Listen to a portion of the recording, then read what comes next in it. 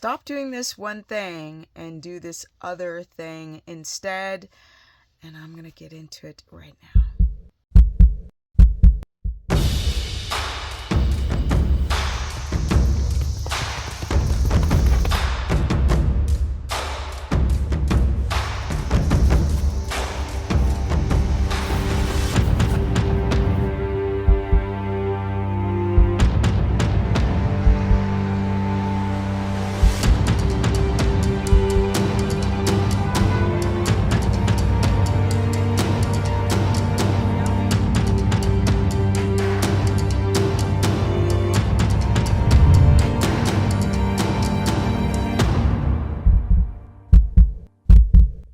Welcome everyone to the RV life.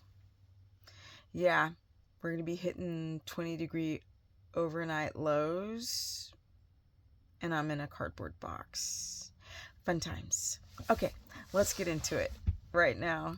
Tomorrow it's going to hit like 70-degree high in the day, so we're good for now. What is the one thing that you guys keep getting lately, as of late, that's kind of bad advice, and how do you fix it? So the bad advice is the butter. Not just eating the butter. Butter's great. It's when you're eating this butter and there's a doctor that's telling people to take a couple of tablespoons. Now you can see this is the measurement of tablespoons, and eating a couple tablespoons before you go to bed. That's supposed to stop hypoglycemia and create ketones. And through my experience, I think I've given this advice as well. That doesn't work. No. What you need to be doing is having some fatty protein with butter. For example, you could have, before you go to bed, right? And I mean just a wee bit. You could have a tablespoon, that's a tablespoon, with 1 or 2 tablespoons of ground beef. Easier to digest because it's ground up, it's minced. Or you could do egg yolks, 1 or 2 egg yolks with the tablespoon of butter. If you're experiencing hypoglycemia and waking up in the middle of the night. You see, that would be the only reason why you'd need to eat fat before you go to bed. And this one doctor's like, oh, just have some butter. Well, people having gallbladder issues, especially when the body's releasing bile at 3 o'clock in the morning and they're waking up. No. We really don't like to eat at night because your body digestion slows down. So you don't really want to eat late anyway. Eating something before bed is only for people who have severe hypoglycemia, dysglycemia, and are waking up in the middle of the night several times, or you're hungry in the middle of the night. Otherwise, there's no point to eat fat before you go to bed. Don't do that.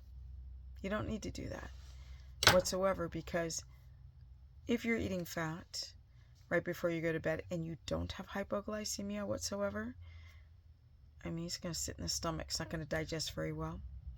And it can disrupt sleep.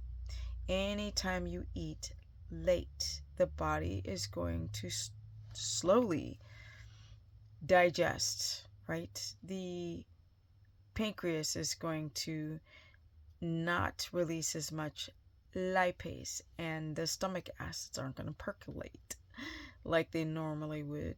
And motility has slowed down because your body's trying to go to sleep. It's not trying to, train for the Olympics before you go to bed because you're eating. Because often eating is going to raise cortisol. That's what it does. That's why when people are like, oh my God, I tested my blood sugar an hour after I ate something and there's no carbs, my blood sugar shot up so high. And I'm like, well, insulin is always going to be secreted even if you eat pure fat within the first hour. So it's very, very important to understand the timing of everything, the timing of your food, the circadian rhythm, the timing of testing your blood sugar or ketones, the timing of your eating, how slow you eat, the type of food and how slow you eat, is going to indicate what happens to your blood sugar, what happens to digestion. So if you don't want to wake up in the middle of the night, eat 5 times a day. Small. Like 2 egg yolks as a snack. And it's not to feed you, it's just to stabilize the blood sugar. And that is 2 tablespoons, right? This whole thing is broken up into many, many tablespoons. So for breakfast, I eat this whole thing. I think there's 8 tablespoons. 6, 7, 8. Yes, that's what I have. That's just to start my day. I can't help it. I consume a whole block of Kerrygold with meat like liver or beef or pork belly or whatever I feel like having in the morning. Yeah. And have breakfast. Don't fast. Y'all realize that's stupid, right? Y'all still buying into the tooth fairy that you're going to go through autophagy and lose a ton of weight and preserve muscle and not burn through the amino acids of your skin and collagen? Just saying. You only fast if you're having an inflammatory response. You need to get the inflammation down, and that'd be like a 24. You don't need to do anything extended, but I digress. Actually, eat more often. Drop body fat, because that stabilizes blood sugar. But you don't need to eat butter right before bed. You don't. You absolutely don't. But you should be eating butter all day long to stabilize butter, or tallow, because a lot of people have an allergy to butter, or tallow, or lard, or lamb fat. Yes, all those animal fats are fantastic if you're having a problem with butter. And I'm out, because I'm not going to edit this video. Peace. Energy! Oh, we're getting this house built, my people. It's my 4th crew, and they're kicking ass. And we're making moves on this house. I'll be showing it soon. But I've been helping myself with the build and the painting. I'm building a barn. I'm building a house. I've had problems with builders, which have prolonged everything. And then I'm building a small little gym. And I'm building a little spot for my mom. And I'm doing it all on the cheap. So I will break down the costs and how I'm doing everything, because I'm a smart girl. Know how to do it all, but then it's taking a little bit longer than I wanted it to. But stay tuned. Lifestyle videos are coming. I just have had no time to actually edit and put it all together. Just need to keep you guys updated with don't eat just a tablespoon of fat before bed. Add some fatty protein, and in a very small amount. And you could do fish, you could do salmon or sardines or egg yolks. That's the best, because the softer that food is, the easier it is to digest, less stress on the digestive system to digest. Now, my Instagram is Stephanie Ketogenic. My Facebook fan page is Stephanie the Business Person. My website is stephanieperson.com.